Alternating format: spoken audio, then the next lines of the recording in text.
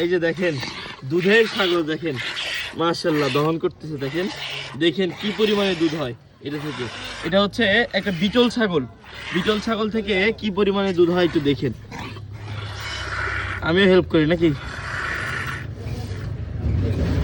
আসতেছে।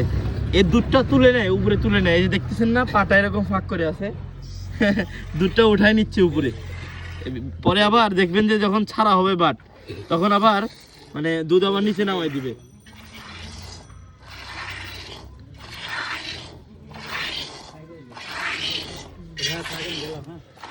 আচ্ছা ভাই ঠিক আছে। বাপরে বাপ, ও দুধের ধার কত বড় দেখছিস, মোটা কত।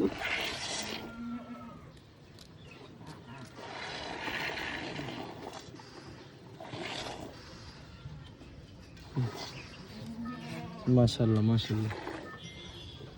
আচ্ছা এর একটু ছেড়ে দাও, দেখেন আপনারা একটু খেয়াল করেন যে ওই আবার দুধ ছেড়ে দিবে।